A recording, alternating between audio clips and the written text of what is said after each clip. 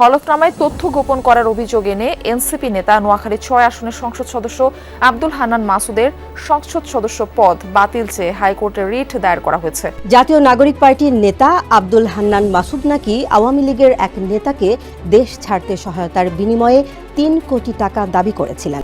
১ কোটি টাকার সম্পদ তিনি দেখিয়েছেন, একজন ছাত্র ১ কোটি টাকার সম্পদ নির্বাচনের সময় দেখিয়েছেন, যা অবশ্যই কোয়েশ্চেনেবল। সেখানে অনেক গরমিল আছে তার সম্পদের তথ্য। তিনি ৬ লাখ টাকা ব্যবসায় উল্লেখ করেছেন, স্বর্ণে উল্লেখ করেছেন, সব কিছুই এলোমেলো। এবার আর রক্ষা পাচ্ছেন না জাতীয় নাগরিক পার্টির নেতা এবং বর্তমান এনসিপির সংসদ সদস্য হান্নান মাসুদ। নির্বাচনের হলফনামায় তার সম্পত্তির পরিমাণের মিথ্যা তথ্য দেওয়ার কারণে এবার ফেঁসে গিয়ে এমপি পদ হারাতে চলেছেন নোয়াখালী ৬ আসনের এই তরুণ সংসদ সদস্য। শুধু তাই নয়, অন্তর্বর্তীকালীন সরকারের দায়িত্বতালে যখন ক্ষমতা ছিল জুলাই আন্দোলনের ছাত্র সমন্বয়কদের হাতে, ঠিক সেই সময় সেই ক্ষমতা কাজে লাগিয়ে হান্নান মাসুদ যেসব অপকর্ম ও দুর্নীতি করেছিলেন তা এখন সামনে উঠে এসেছে। এসব তথ্য তুলে ধরে এবার আইনজীবীরা হাইকোর্টে রিট দাখিল করেছেন তার এমপি পদ বাতিলের জন্য। অন্তর্বর্তীকালীন সরকারের দায়িত্বকালে বিভিন্ন চাঁদাবাজকে জেল থেকে ছাড়িয়ে আনার অভিযোগ রয়েছে এই সংসদ সদস্যের বিরুদ্ধে। উল্লিখিত বিভিন্ন দুর্নীতির তথ্য সামনে আসায় বিপাকে পড়ছেন হান্নান মাসুদ। সম্প্রতি এক টকশোতে প্রশ্নের জবাবে নিজের কথাতেই ফেঁসে গিয়েছেন হান্নান মাসুদ। তিনি বলেছিলেন, হলফনামায় দেখানো ১ কোটি টাকার সম্পত্তির পরিমাণ তিনি শুধু দেখানোর জন্যই দেখিয়েছেন, যা মিথ্যা। এই তথ্য ধরেই আইনজীবীরা বলছেন, যারা আইনের রক্ষক তারাই যদি আইনকে এভাবে অপব্যবহার করেন তাহলে দেশের জনগণ কি করবে? বিষয়টা নিয়ে ওনার যে হলফনামার যে তথ্য, উনি ১ কোটি টাকা হলফনামায় দেখিয়েছেন, সেই তথ্যটা উনি নিজেই স্বীকার করেছেন, যেটা দেখানোর জন্য দেখিয়েছি। তো আমাদের প্রশ্নটা সেই জায়গায়, বা আমরা যে কারণে উচ্চ আদালতে এসেছি, যে একজন সংসদ সদস্য শুধু হান্নান মাসুদ নন, ছাত্রদের নতুন রাজনৈতিক দল জাতীয় নাগরিক পার্টির অন্যান্য নেতাকর্মীও এবার তাদের দুর্নীতির কারণে ফেঁসে যাচ্ছেন। উপদেষ্টা থাকাকালে আসিফ মাহমুদ সজীব ভুইয়া বিমানবন্দরে অস্ত্রের ম্যাগাজিন সহ ধরা পড়েছিলেন। সেই সময় তাকে নিয়ে কিছুটা আলোচনা হলেও সরকার চুপ ছিল। কিন্তু এবার বিভিন্ন টকশোতে রাজনৈতিক বিশ্লেষকরা তাদের সেই দুর্নীতির তথ্যগুলো আবারও তুলে ধরছেন। অন্তর্বর্তী সরকারের মধ্যে একজন শিশু উপদেষ্টা ছিলেন আসিফ মাহমুদ সজীব ভুইয়া, বন্দুক কিনেছিলেন। ওনার বন্দুকটা এখন কোথায় আছে? ওনার বন্দুকের লাইসেন্স কে দিয়েছিল? কেমন বন্দুক উনি কিনেছিলেন? উনি কি করে বন্দুকের লাইসেন্স পেলেন? ওনার তো বন্দুকের লাইসেন্স পাওয়ার কথা না, কারণ বাংলাদেশে বন্দুকের লাইসেন্স পেতে গেলে আপনাকে করদাতা হতে হয়। ওনারা তো কেউ করদাতা ছিলেন না। এসব নেতাকর্মীর কারণে এবার কঠিন বিপদের মুখে পড়েছে তাদের রাজনৈতিক দল জাতীয় নাগরিক পার্টি এনসিপি। এছাড়াও এনসিপি যে রাজনৈতিক দলের সাথে জোট করেছে সেটি হচ্ছে জামায়াতে ইসলামী। আর এই বিষয় নিয়েই রাজনৈতিক বিশ্লেষকরা বলছেন, জামায়াতে ইসলামীর নেতাকর্মীরা বর্তমানে যেসব অন্যায় অপকর্ম শুরু করেছেন তার দায়ভার অবশ্যই এনসিপিকেও নিতে হবে। তারা জামাতের উপর ভর করেন ইলেকশন করে এবং আছে, ফলে জামাতের সমস্ত দায় তাদের উপর বর্তায়। তো জামায়াত ভালো করলে তাদের ভালো, জামায়াত খারাপ করলে তাদের খারাপ। জামায়াত ধর্মের টিকিট বিক্রি করে, তাই আল্লাহর আইন চায়, সৎলোকের শাসন চায়। সেই জামায়াতের নতুন করে ইদানিং যেইভাবে নারীকে অপদস্থ করা, ধর্ষণ করা, তারপরে প্রলোভন দেখানো এবং নাবালিকাকে চাকরির প্রলোভন দেখিয়ে এমপিরা পর্যন্ত এক্সপ্লয়েট করে কিভাবে পাওয়ার। ছাত্র সমাজ থেকে জনগণের সাড়া পেয়ে রাজনৈতিক দল তৈরি করলেও এখন বিপদে পড়েছেন ছাত্রনেতারা। কারণ অন্তর্বর্তী সরকারের দায়িত্বকালীন বিভিন্ন দুর্নীতির তথ্য উঠে এসেছে, যার কারণে এমপি পদ হারাতে পারেন হান্নান মাসুদ।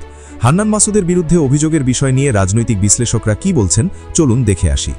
নিয়ম বলছে, নির্বাচন কমিশনের নিয়মের কথা বলছি, সেই নিয়ম বলছে যে ভোটের আগে হোক কিংবা ভোটের পরে হোক, নির্বাচনের জন্য যারা প্রার্থী হিসেবে অংশগ্রহণ করবেন তাদের হলফনামায় যদি মিথ্যা তথ্য প্রমাণিত হয় তাহলে তার সংসদ সদস্য পদ বাতিল হয়ে যাবে।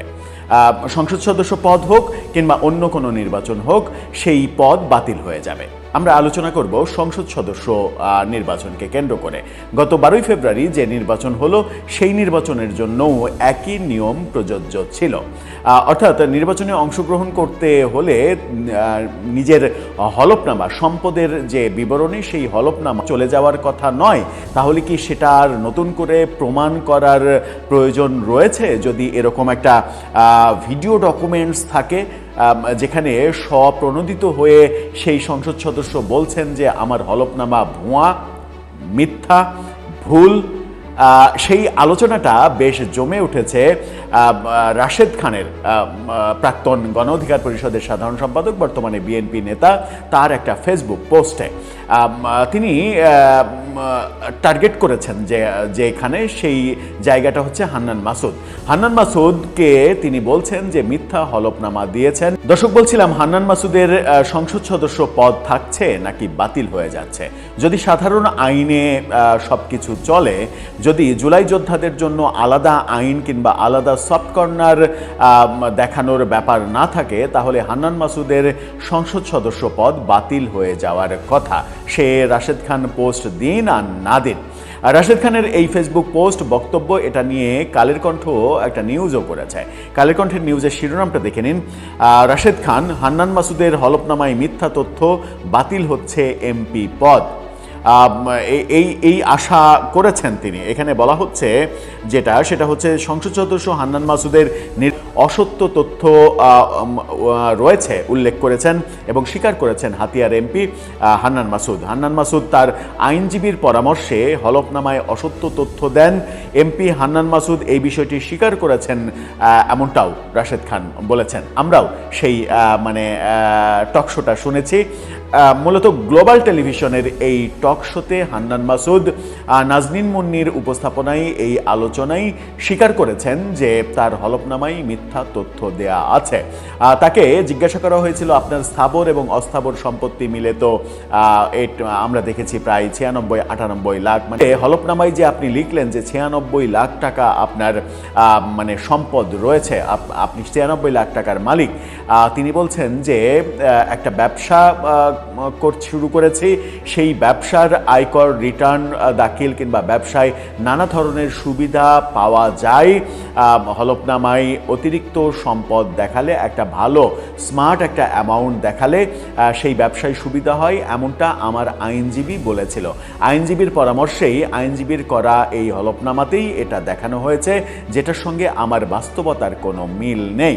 অর্থাৎ ব্যবসাতে সুবিধা পাওয়ার জন্য তিনি মিথ্যা নিজে থেকে এটা করবে, নাকি নির্বাচন কমিশনে কাউকে অভিযোগ দায়ের করতে হবে লিখিতভাবে। গণমাধ্যমে এটা নিয়ে যখন খবর হচ্ছে, টেলিভিশন টকশোতে এটা যখন সরাসরি হান্নান মাসুদ বলছেন, তখন এটার আর তদন্ত প্রয়োজন আছে কিনা সেটাও তো একটা বড় বিষয়। অবশ্য দেখা যেতে পারে এরপরে যখন নির্বাচন কমিশন হান্নান মাসুদকে জিজ্ঞাসা করবেন যে আপনি এই কথা বলেছেন, তার মানে আপনার হলফনামায় মিথ্যা তথ্য রয়েছে, আপনার সংসদ সদস্য পদ আমরা বাতিল করে দিচ্ছি, তখন হান্নান মাসুদ বলবেন যে জুলাই যোদ্ধাদের শায়েস্তা করতে আমাদের বিরুদ্ধে ষড়যন্ত্র করে না, এরা জুলাইয়ের বিপক্ষ শক্তি, এদেরকে গ্রেপ্তার করা হোক। এরকম বক্তব্য কি হান্নান মাসুদ দেবেন?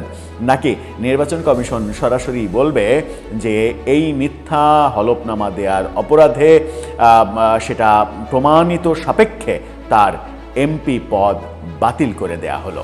সেদিকেই কি যাচ্ছে পরিস্থিতি? কিংবা রাশেদ খান সহ অন্যান্যরা নির্বাচন কমিশনে সত্যি সত্যি লিখিত আবেদন জানাবেন?